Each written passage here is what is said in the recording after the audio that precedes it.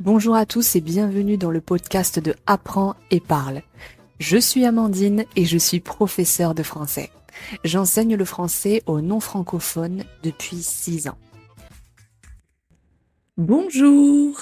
Dans ce nouvel épisode sur le podcast Apprends et parle, je vais mentionner quelques films français que vous pouvez voir pour améliorer votre compréhension orale, mais aussi pour potentiellement passer un bon moment. Ces films sont visibles sur Netflix ou Prime Video, si vous avez ces deux applications, si vous êtes abonné. Sinon, vous pouvez essayer de les regarder avec un VPN ou peut-être en streaming en ligne sur Internet. Il y a quelque temps, j'avais fait un épisode sur les séries françaises, c'était l'épisode 9 de ce podcast. Maintenant, aujourd'hui, je vais mentionner des films. Alors pour les films, je les ai vus, je les ai regardés, donc je peux donner un avis juste et réel. Il y a beaucoup de films français, mais je vais mentionner ceux que j'ai vus récemment, ces 2 dernières années, au cinéma ou en ligne via Netflix ou Prime Video. Et je vais vous donner, comme j'ai fait pour les séries dans l'épisode 9, un rapide résumé du film et mon avis personnel. C'est parti.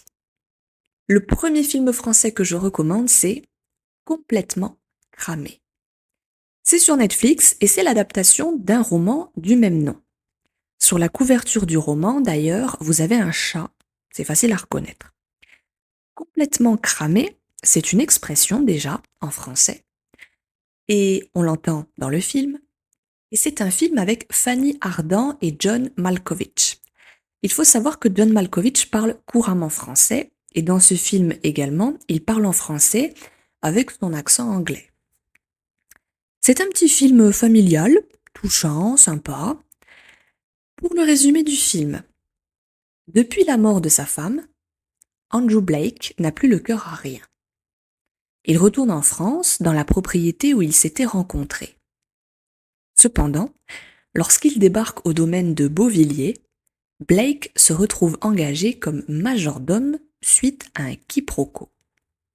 Alors, je ne vais pas spoiler, mais le domaine où il va, c'est comme un bed and breakfast, un Airbnb. Les affaires financières du domaine vont très mal. Et la propriétaire, jouée par Fanny Ardant, une actrice française très connue, elle est très populaire. Donc la propriétaire est veuve et est au bord de la ruine. Donc elle doit trouver plus de clients pour conserver ses chambres d'hôtes. Je recommande ce film, il est vraiment super, vous passerez un bon moment. Complètement cramé. Le deuxième film que je recommande s'appelle Marie-Francine. C'est sur Netflix, il me semble. Alors, ce film, c'est pas vraiment une comédie, c'est la vie quotidienne. Marie-Francine est une femme d'environ 40 ans, mariée, 2 enfants. Elle travaille dans la recherche dans un laboratoire. Son mari la quitte. Il veut divorcer pour partir avec une femme plus jeune. Et suite à ça, à cette annonce, Marie-Francine perd son travail. Donc elle retourne chez ses parents, qui sont à la retraite et qui ont réaménagé leur vie et leur appartement sans elle. Et Marie-Francine est contrainte de reprendre une boutique de cigarettes électroniques et elle rencontre un chef cuisinier qui travaille dans un restaurant pas loin dans le quartier. Et en fait, ils n'osent pas s'avouer leur situation familiale précaire et assez comique, mais désastreuse à leur âge. Et ils commencent une relation un peu chaotique.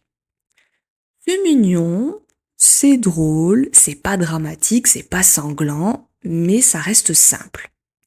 Donc le titre, Marie-Francine. Le troisième film, c'est un vieux film qui date de 1988. Donc je n'étais même pas née, les années 80. Ça s'appelle L'étudiante, avec l'actrice Sophie Marceau. Sophie Marceau, qui est très connue aussi depuis qu'elle est jeune, elle est actrice, elle a commencé toute petite. Donc, L'étudiante, c'est l'histoire d'une jeune femme qui veut passer son agrégation pour devenir professeure. Donc elle est bosseuse, elle est déterminée, c'est une intellectuelle, clairement, qui n'a pas de temps dans sa vie juste pour travailler et étudier. Un jour dans le métro, elle rencontre un jeune homme qui tombe amoureux d'elle, un coup de foudre. Ils vont commencer une relation un peu difficile parce qu'ils ont tous les deux des emplois du temps différents et c'est pas facile. Lui, c'est la musique, elle, la littérature. Donc, deux mondes qui s'entrechoquent et des buts différents. Une vie stable et bien programmée contre une vie d'incertitude, le monde de la nuit, les musiciens, etc. Donc, ce film, c'est pas drôle. C'est pas une comédie. C'est une histoire d'amour dramatique. Mais c'est bien joué, intéressant, assez représentatif de la culture française, où même dans les dialogues, ils expriment des choses que moi-même, j'aurais pu exprimer. La façon de parler, etc. Donc, c'est plutôt représentatif de la vie quotidienne. Ça s'appelle L'étudiante avec Sophie Marceau. Je ne sais plus si ce film est sur Netflix ou Prime Video. Je crois que c'est sur Prime Video, mais je ne suis pas sûre. Le prochain film que j'ai vu et que je recommande, c'est Le Comte de Monte Cristo. C'est disponible à la location ou à l'achat sur Prime Video. Le Comte de Monte Cristo, c'est une adaptation du roman d'Alexandre Dumas. Pour ceux qui ne connaissent pas Alexandre Dumas, il a écrit, par exemple, Les Trois Mousquetaires. Alors, j'ai vu le film en 2024 au cinéma. J'ai été bluffée. Les acteurs, les dialogues, la façon de jouer, les émotions, les effets spéciaux, les costumes, tout était parfait. J'ai adoré ce film. Je ne l'ai vu qu'une seule fois, mais si j'avais pu, je l'aurais regardé 2, 3, 4 fois. Je l'ai regardé sans avoir lu le roman au préalable. Donc, je connaissais l'histoire générale, puisque c'est la littérature française, mais là, ils l'ont adapté en version 2024 avec l'acteur Pierre Ninet, et peut-être une touche de jeunesse, une touche de modernité avec de nouveaux acteurs. Le Comte de Monte Cristo, c'est l'histoire d'un jeune homme, Edmond Dantès, qui est marin, qui va se marier, qui obtient une promotion, et à cause de la jalousie de certains, il va être accusé d'un complot et être arrêté le jour de son mariage pour un crime qu'il n'a pas commis. Et il est envoyé en prison au château d'If, sur une île. Mais au bout de 14 ans, il rencontre un vieil homme italien dans la prison, et ce vieil homme lui parle d'un trésor, le trésor de l'île de Monte Cristo. Edmond réussit à s'échapper. Il s'échappe en prenant la place du vieil homme décédé. Je crois que le vieil homme, c'était un moine. C'était un homme d'église. Je crois qu'il y a quelque chose avec la religion. Je crois que c'est un, un vieil homme religieux. Je sais, il est italien parce que dans le film, il apprend des phrases et des mots en italien à Edmond dans la prison. Je ne veux pas dire de bêtises. Je crois qu'il y a quelque chose avec la religion. Donc, pardonnez-moi, je continue. Edmond réussit à s'échapper. Il s'échappe en prenant la place du vieil homme. Donc, le vieil homme meurt. Les geôliers, donc les gardiens de la prison, le mettent dans un sac, mettent le corps dans un sac. Ils soulèvent le sac et ils le jettent à la mer. Mais pendant qu'ils font des allers-retours dans la prison, qu'ils ouvrent les portes, qu'ils se préparent, etc., Edmond, il prend le corps du vieil homme, il le met dans sa cellule. Donc les cellules sont côte à côte, elles sont juxtaposées, mais ils ont creusé des trous pour ouvrir le mur, ils ont cassé le mur pour pouvoir passer d'une cellule à l'autre, et puis se voir, se toucher, se parler. Donc, Edmond met le corps du vieil homme dans sa cellule et il prend sa place, il se met lui-même dans le sac. Donc il se fait passer pour le mort. Edmond prend la place dans le sac et les geôliers jettent le sac à la mer. Edmond sort du sac et nage pendant des heures jusqu'au rivage. Mais quand les gardiens de la prison s'en aperçoivent, c'est trop tard. Il a déjà nagé plusieurs mètres, ils ne peuvent pas le rattraper. Edmond trouve le trésor et devient immensément riche. Il revient donc à Marseille sous l'identité du comte de Monte Cristo pour se venger des 3 hommes qui l'ont trahi. Parmi eux, son meilleur ami qui a épousé la femme qu'Edmond devait épouser. Vous imaginez bien la trahison ici. Donc, le comte de Monte Cristo, c'est sur Prime Video et c'est un classique de la littérature française. À l'époque, ils avaient fait un film avec Gérard Depardieu dans le rôle de Monte Cristo. Je l'avais vu à la télé parce que j'étais petite, j'étais une enfant, mais bon, je préfère la version moderne.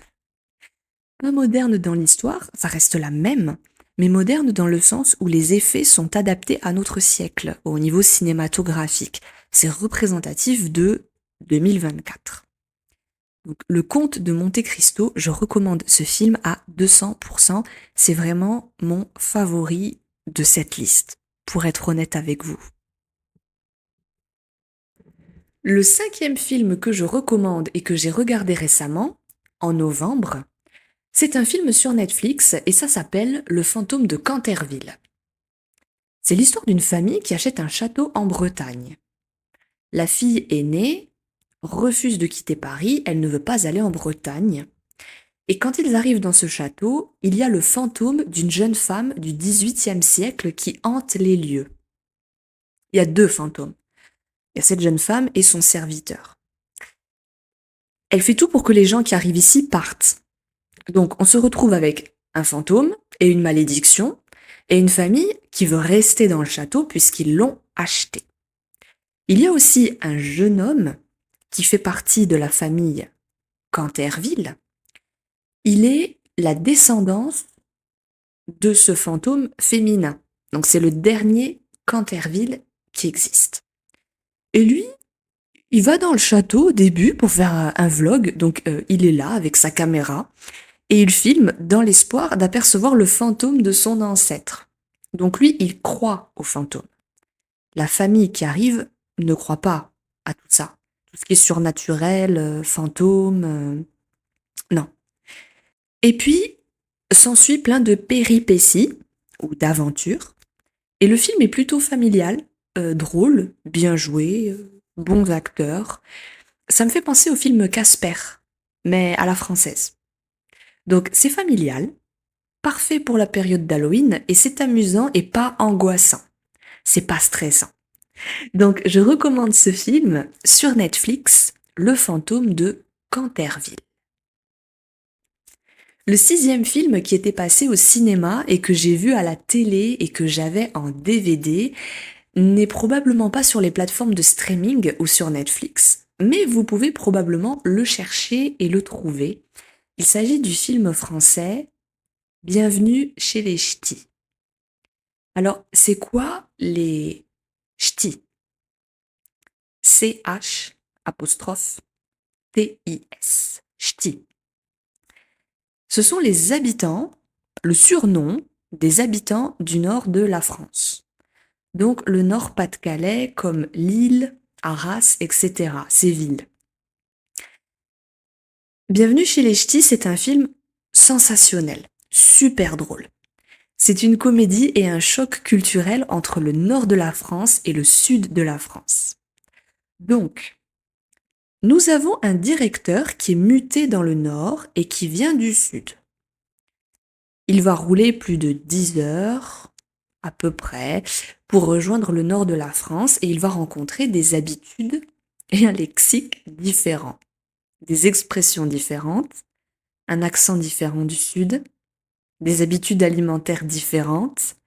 Et c'est un film qui nous parle du choc culturel entre le nord du pays et le sud. Alors, c'est exagéré, évidemment, pour la comédie, mais ça existe. J'habite dans le sud, personnellement. J'ai de la famille dans le nord. Et je peux attester que l'accent, les expressions et probablement aussi l'alimentation ou les habitudes alimentaires de certains sont différents. C'est un autre monde. Les gens du Nord sont chaleureux, gentils et accueillants. Et dans ce film, c'est juste drôle. Donc, je conseille ce film pour aussi explorer les différents accents français et pour que vous puissiez comprendre la différence d'une région à l'autre, en fait. Ça peut pas se décrire. Ça doit se voir et se comprendre, visuellement et de façon auditive aussi. En entendant les accents des acteurs, des personnages, vous verrez de quoi je parle. Bienvenue chez les Ch'tis, c'est un film avec l'acteur Danny Boone, qui est aussi humoriste et qui est excellent dans son domaine. On rit à chaque fois avec lui. Et pour finir, un film que j'ai commencé et que je n'ai pas fini, mais qui est sur Netflix. C'est français et ça s'appelle Le Grimoire d'Arcadien. Je pense que c'est une comédie familiale. Je l'ai sélectionnée parce que c'est pas trop long, c'est sympa, c'est bien filmé, c'est bien joué selon moi. Alors, je regarde beaucoup de films et de séries et je peux dire avec justesse quand même, je pense, quand quelque chose est mal joué ou si ça en vaut la peine, en français. Parce que si je connais mon pays, donc je connais la façon de jouer à la française, je peux dire si quelque chose est bon ou mauvais. Je peux donner un avis de téléspectatrice. Dans ce film, qui est fantastique et probablement propice aussi à Halloween ou à Noël, on a un adolescent timide et pas populaire qui découvre un grimoire magique à la bibliothèque et qui va ensorceler une bague pour la transformer en bague d'invisibilité. Cette bague, elle va lui permettre de s'infiltrer où il veut pour aider sa mère qui s'est fait licencier parce qu'elle a été accusée d'avoir volé un tableau chez son ancien patron. Ce n'est pas vrai, mais il faut le prouver. Sa maman n'arrive pas à retrouver du travail, donc il veut l'aider pour éviter d'être obligé de déménager. Donc, il utilise cette bague, et je ne sais pas comment ça finit parce que je n'ai pas terminé le film. Mais je le recommande parce que c'est sur Netflix, ça date de 2014, donc il y a presque 10 ans, et c'est français. Si vous aimez la magie, les super-héros et les histoires familiales, touchantes, Le Grimoire d'Arcadien. Voilà pour ma sélection de films français, 5 films français à découvrir. Il y a évidemment tellement d'autres films à explorer, mais j'ai vu ces films donc je peux en parler et je peux les recommander si vous cherchez quelque chose à regarder.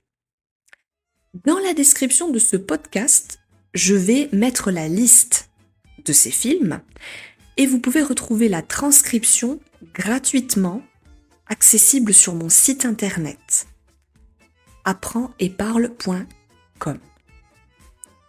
Je vous remercie d'avoir écouté cet épisode jusqu'au bout et je vous retrouve très bientôt pour le prochain sur le podcast Apprends et parle.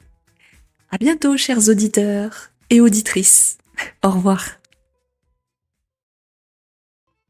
Merci d'avoir écouté ce podcast. N'oubliez pas que vous pouvez me retrouver sur Instagram et YouTube pour plus de contenu sur le français et visiter mon site internet apprendsetparle.com pour retrouver mes leçons en ligne, mes livres, mes articles et plus encore. Un grand merci et à très bientôt à tous sur Apprends et parle.